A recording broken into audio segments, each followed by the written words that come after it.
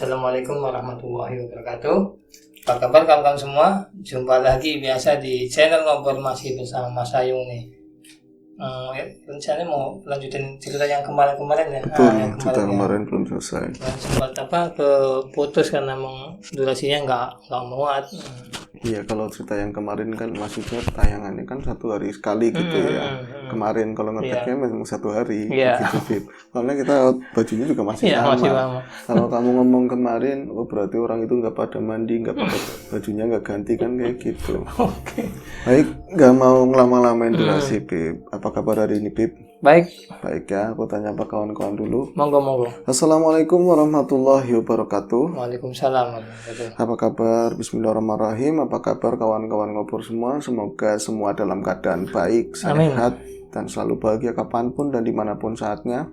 Ada Bro Labib, ada aku yang bakal nemenin kawan-kawan semua di acara ngobrolin yang horor-horor ya, Bib. Iya. Baik, dan selamat datang juga buat teman-teman yang baru datang mampir di channel ini. Inilah Ngobrol. Iya. Ya, ini kita bakalan nge-share cerita yang hampir-hampir sama, hampir-hampir mirip, yaitu tentang horor. Dan di dalamnya kalau misalnya ada banyolan yang nggak berkenan, mohon maafkan gitu ya, Bib. Ya, Mas Hajir tadi, Mas Hajir. Ya, cerita kemarin.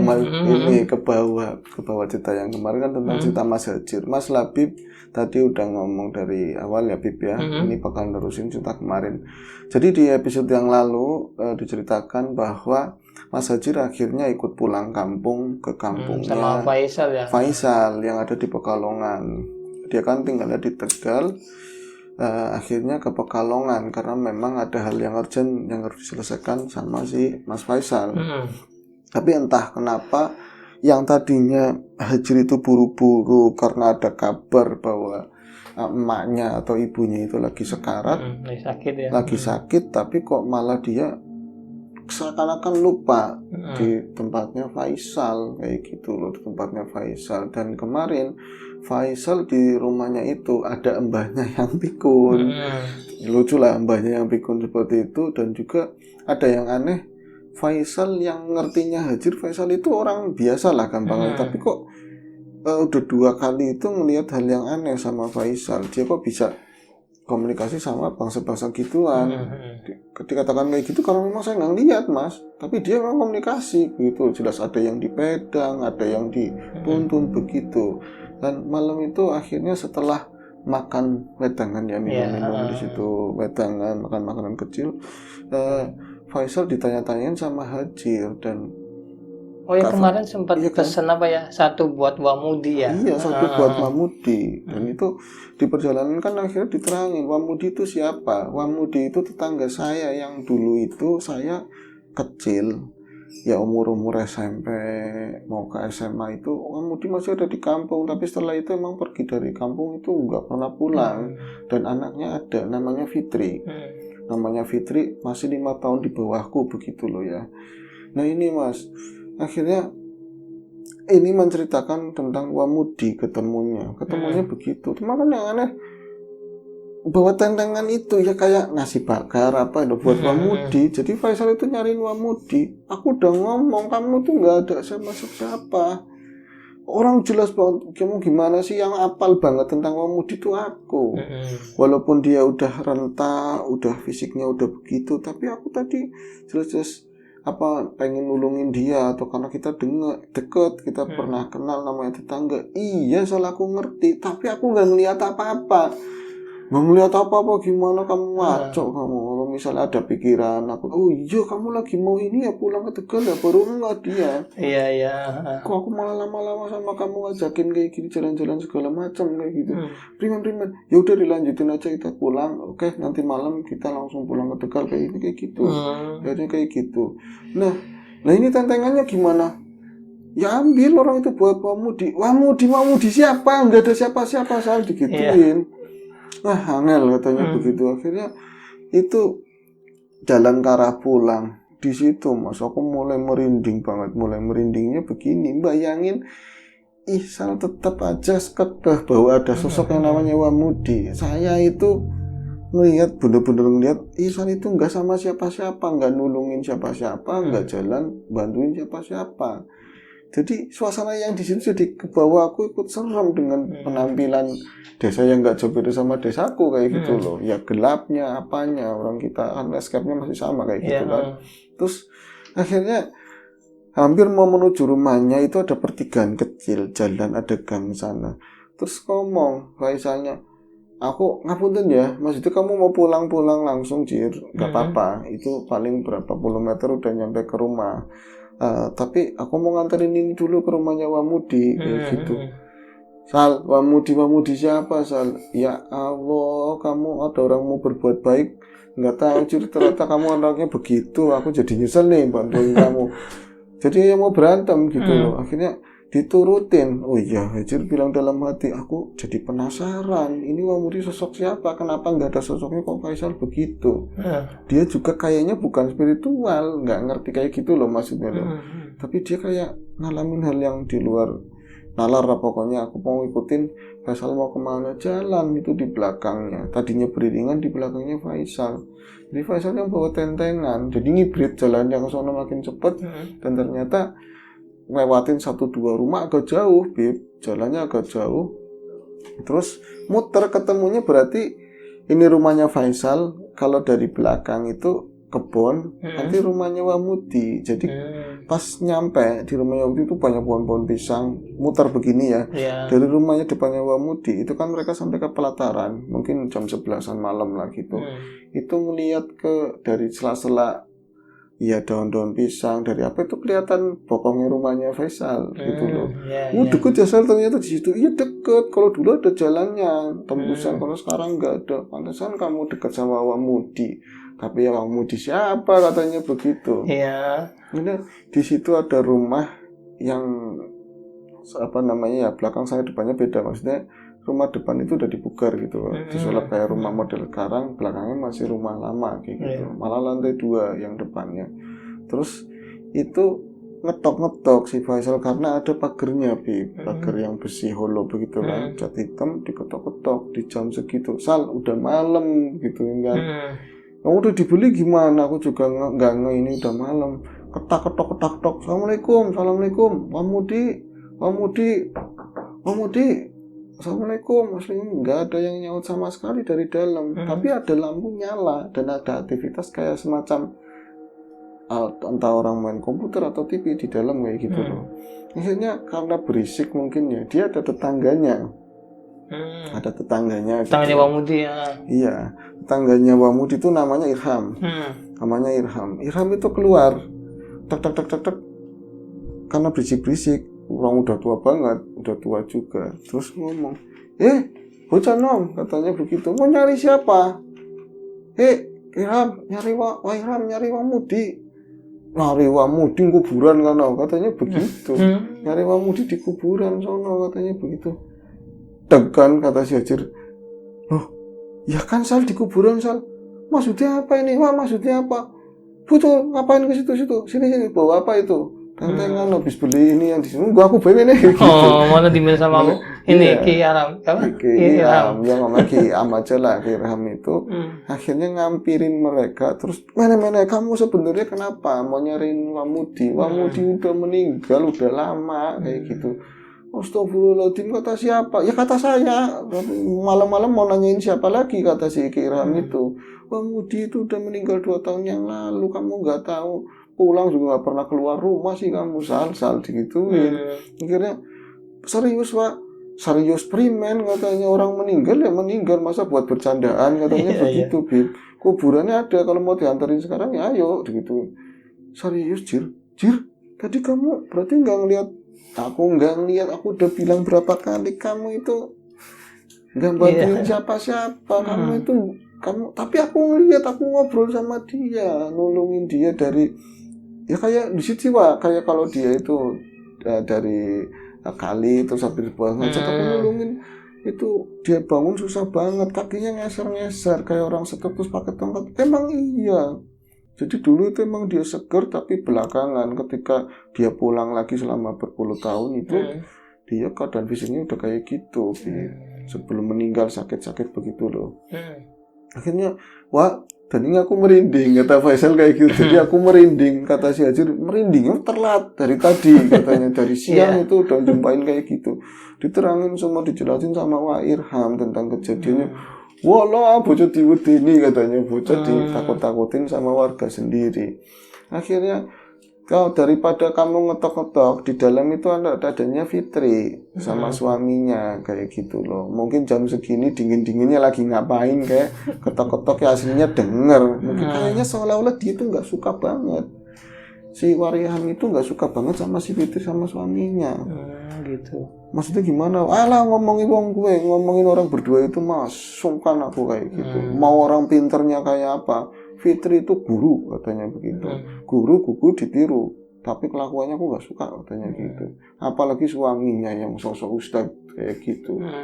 Ngomong dalil apa aja kelakuannya mentah begitu. Wak jadi emosi sih Wak.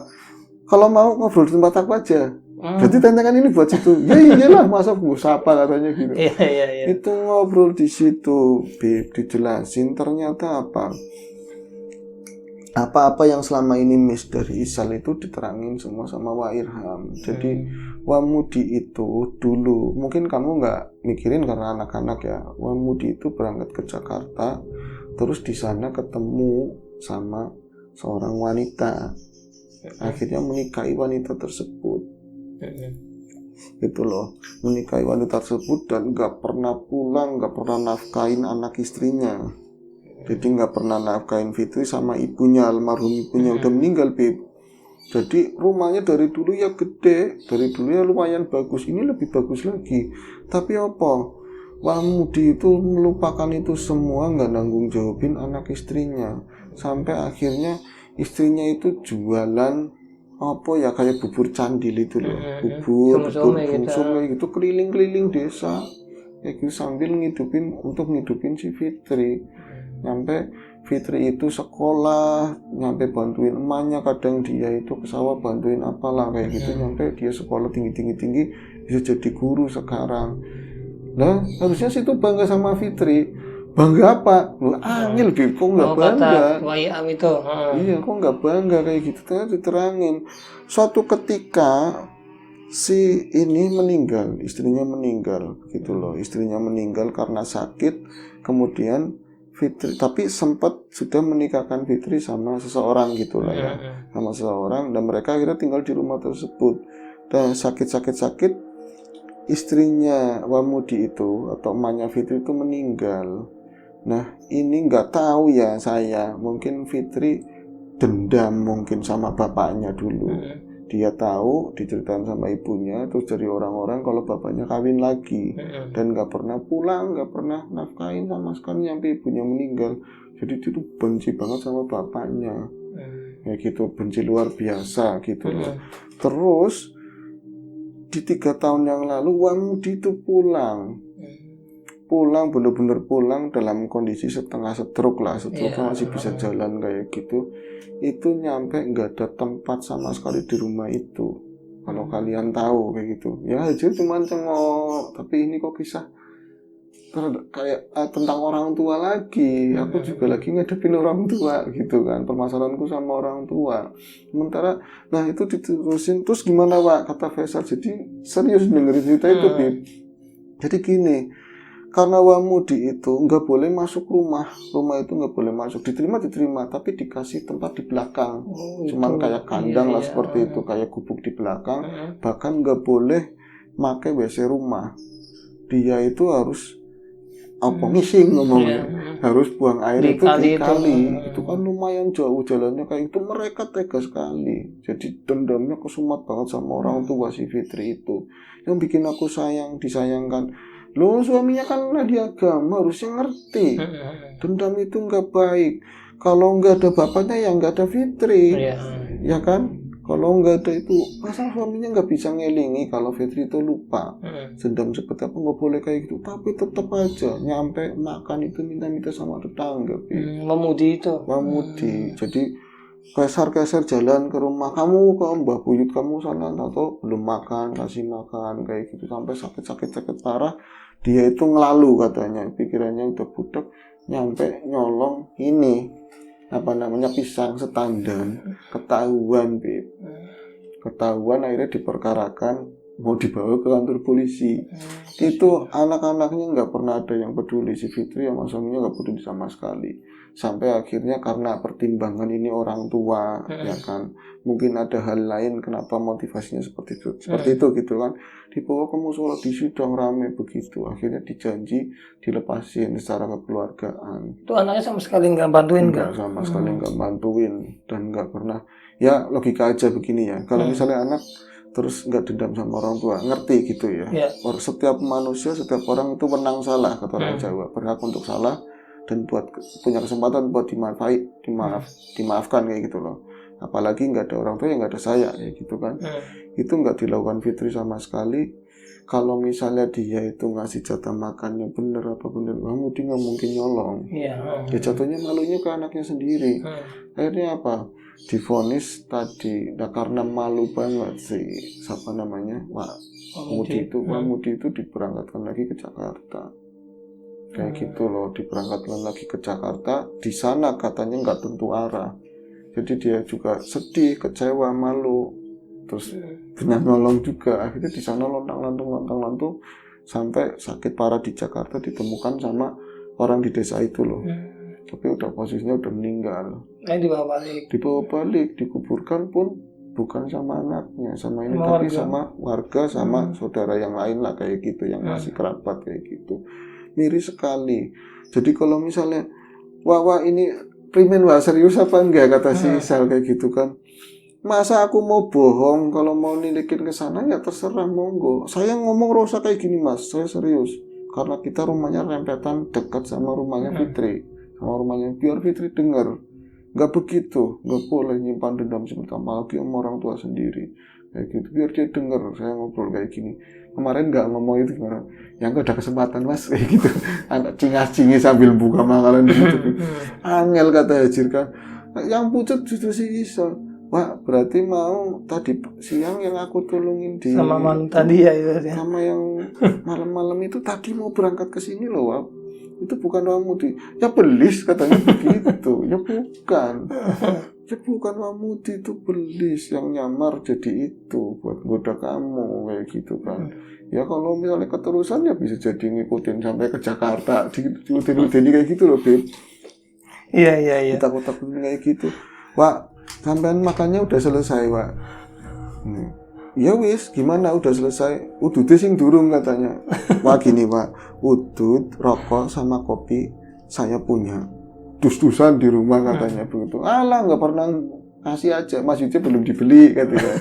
Nanti kan ketemu warung dibeli. Sampean kalau mau ngobrolnya di rumah saya aja, kita nurusin ngobrolan ini.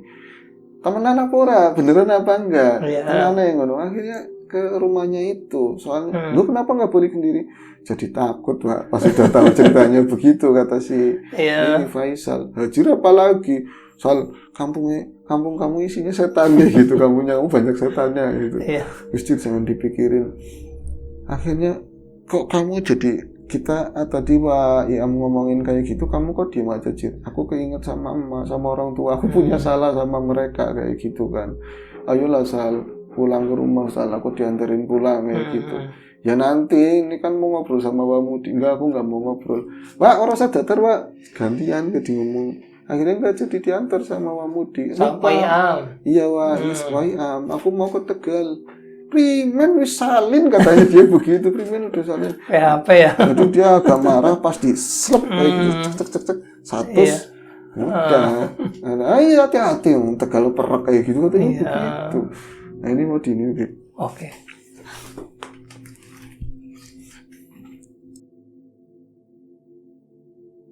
Oke lah, Mas Ayung lanjut. Ya itu akhirnya si Faisal sama si ini jadi nganterin aja ke kampung, ke Tegal. Bentar. Akhirnya mereka pun pulang ke rumah ya, ke rumahnya Faisal dan kembali lagi menemui mbahnya yang di rumah. Minta izin. Jadi gini, Mbah, apa lagi megangnya si Hajir bukan Faisal. Salah lagi. Angel banget kata si Hajir. Aku mau berangkat ke Jakarta lagi Mbah.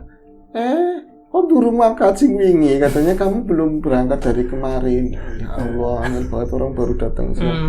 Maksudnya gini Bu, sebenarnya aku nggak mau berangkat, mau nganterin ini doang dulu, mau nganterin Hajir karena orang tuanya lagi sakit. Oh gitu ya Mas, iya.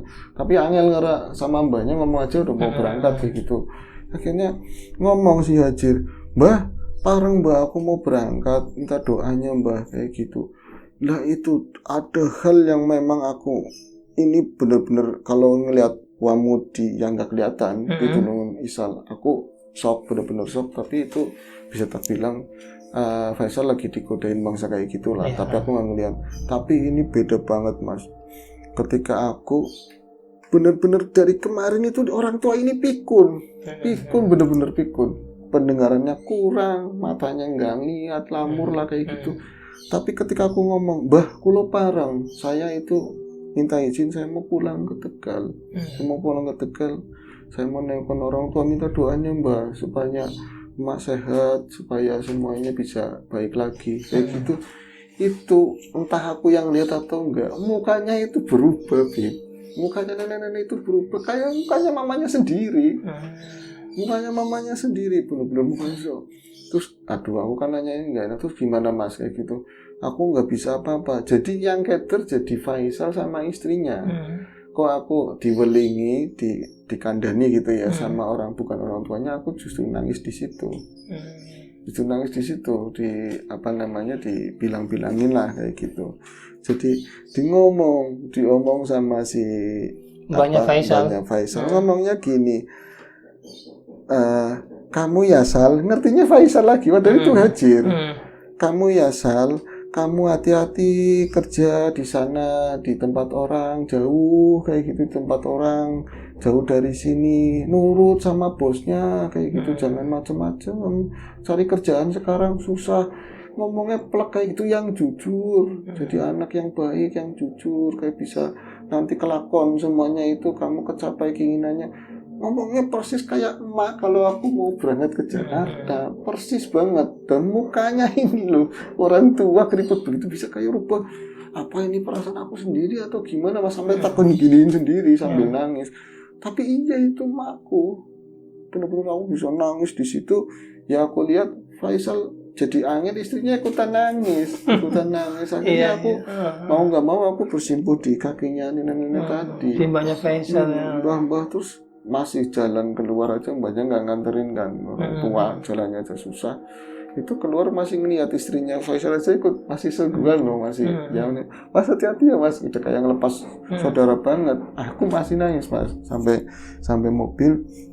Terus Faisal ngomong, padahal dia juga perambas milih gitu, dia ngomong gini, ini mau nangis-nangisan apa mau pulang ke Tegal, katanya gitu. Jangan bercanda, ayo pulang ke Tegal. Pulanglah mereka dari Pekalongan ke Tegal itu paling setengah jam, kalau kencang ya sejam lah. Sejam 2 jam lah. Enggak 2 jam, sejam lebih. Ya, itu nyampe ke Tegal, ternyata di sana rame orang. Di tempatnya si Mas Hajir. Di tempatnya Mas Hajir itu ternyata rame orang. Di situ juga rumah tua juga, rumah gede, rumah tua itu rame orang. Jadi ini rumahnya Jir. Iya, iyanya udah nggak enak banget. Iya. Kok orang rame banget ya Jir? Pada apa ya Jir?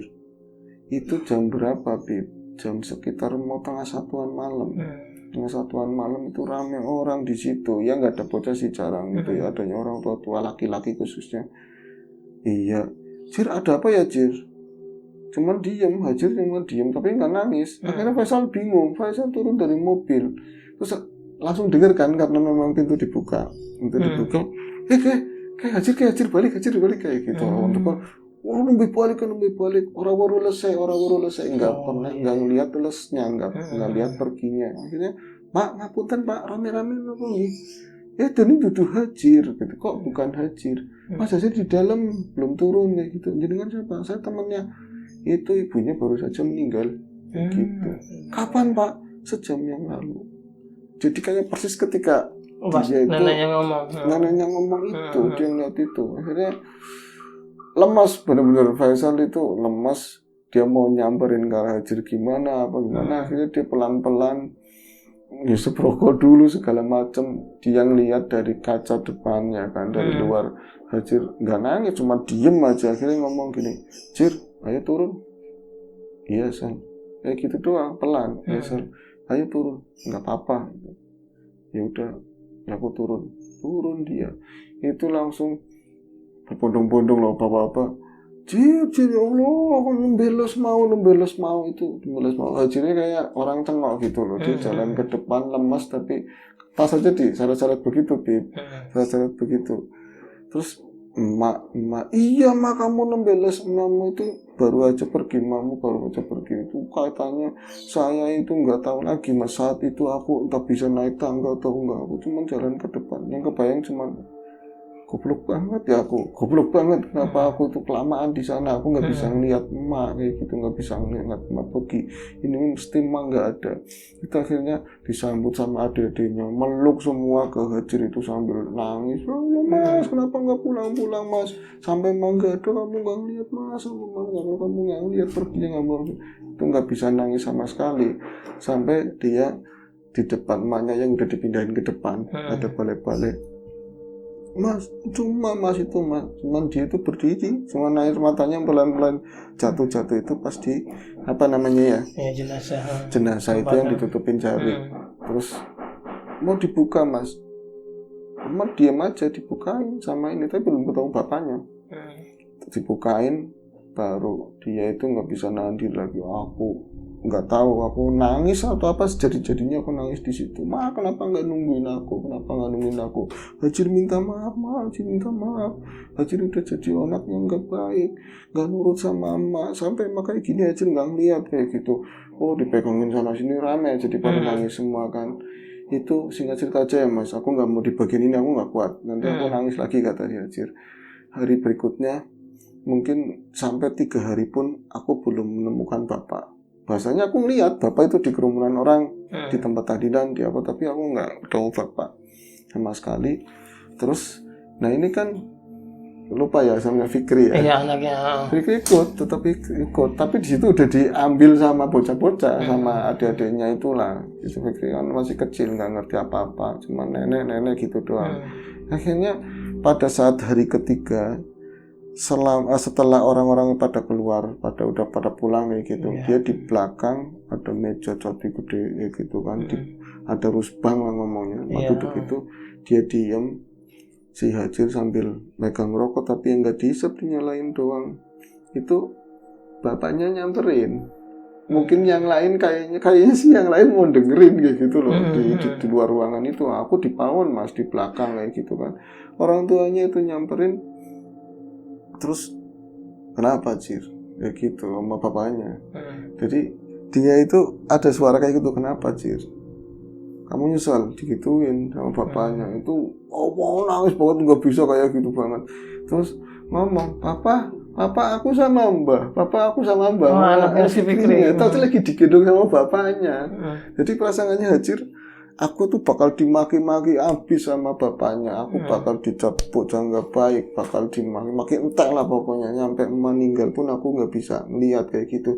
Tapi bapak lagi gendong Fikri, tahu-taunya lagi gendong Fikri. Ini akhirnya aku balik badan ke arah bapak, ngomong, kenapa Pak? Langsung sujud di kakinya bapak, minta maaf, minta ampun, nangis aku jadi jini ke bapak itu. Kenapa? Kamu nggak salah Jir. Aku tahu kamu dulu anak muda, kamu harus ngalamin kayak gini. Apa? Bapak aja ikhlas yang jadi suaminya. Kamu kehilangan ibu, kamu ngeliat ibu kapan? Digituin. Ketika kamu tahu kan kamu gede sampai kamu ninggalin ibu lagi. Aku ngeliat ibu semenjak sebelum kamu ada. Ngakalin cintanya ibu kayak apa rasanya kayak gitu, perjuangan dapetin cintanya ibu kayak apa, ngarungin keluarga sampai bertahun-tahun, adikmu banyak kayak apa, rasanya ditinggal ibu sakitnya seperti apa. Aku sedih Jir, tapi aku nggak nangis di situ kayak gitu kan. Karena aku nggak marah sama bapak, nggak marah sama kamu itu aku tahu bapak anak muda, kamu nggak mau sama yang dicurin bapak nggak apa-apa, tapi aku pengennya kamu ngobrol, terus adabnya dikenalin dulu. calon kamu siapa, dari mana, asal usulnya dari mana, tapi kamu kan maksa gitu. Aku nggak marah. Selama ini kita doain kamu terus, dan tahu nggak, teman kamu yang namanya Dul itu mata-mata bapak mantau kamu terus gitu. Kamu ngirimin tiap bulan duit sejuta-juta buat ibu, duitnya ada, dibeliin emas sama ibu. Nggak pernah kita pakai sama sekali. Ibu sayang banget sama kamu. Aku nggak pernah marah sama sekali sama kamu, sama istri kamu. Kamu nggak punya duit sama sekali kan sekarang? Enggak pak. Duit diambil. Berapa tahun? 5 tahun. Itu sejuta kali berapa itu? Dibuat modal. Terserah kamu mau ke Jakarta lagi, mau ninggalin papa, mau di kampung, monggo, terserah gitu. Oh, tambah nangis lagi. Itu keluarganya ikut datang. Pak, udah pak, kasihan Mas Hajir, kata Mas Hajir. Akhirnya singkat cerita ya, Bib, Hajir saat itu dia ternyata perasaanku selama ini bapak bakalan marah, bakalan benci sama aku. Justru enggak, orang tua enggak begitu, Bib. Orang tua tetap punya caranya sendiri buat nyayangin anak.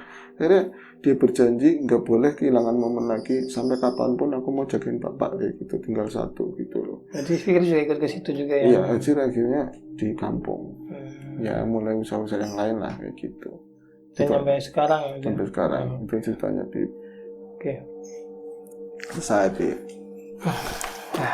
Kita hela nafas dulu lah ya. Oke. Oke, Mas Sayung, makasih banget ceritanya. Dan terima kasih juga buat kawan-kawan semua yang sudah mantengin di channel Ngobor. Mungkin ini langsung aja, nggak bisa lama-lama. Udah jam juga dulu. Udah waktunya ini. Oke, sekian. Sampai jumpa di Ngobor berikutnya. Terima kasih. Assalamualaikum warahmatullahi wabarakatuh.